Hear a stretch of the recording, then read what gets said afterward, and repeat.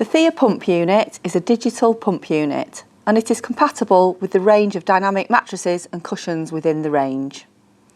Attach the pump unit to the foot end of the bed using the integral hooks or a pump unit holder if this is provided with the bed you are using.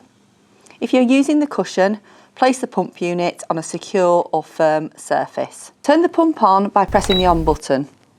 A beep sound will begin the power up. It is recommended to adjust the comfort control setting to max, which is 8, when inflating the mattress or cushion, and this will optimise inflation time. Then adjust the pressure setting accordingly to meet the patient's needs, taking into account their weight and body morphology. The green LED light will flash as the support surface is inflating, and then it will change to a static green once the mattress or cushion inflation is completed and it is ready for the patient to use. Using the pump controls, the weight range and comfort control has 8 settings, with 1 being the minimum, 4 being the mid-range pressure setting and 8 being the maximum pressure setting available. Press the up button to increase any mattress or cushion pressures and the down button to decrease mattress or cushion pressures. Before changing the pressure settings, clinical judgment is required. To create a stable surface for care activities, patients getting in and out of bed or moving within the bed, press the static button to set the air within the mattress to static.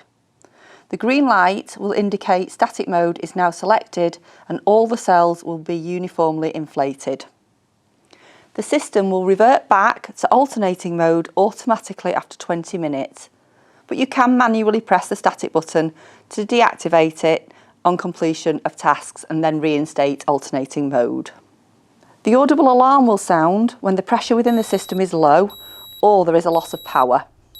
To mute the alarm, press the mute button and the alarm will reactivate after 5 minutes. The low pressure light will activate if there is low pressure in the system.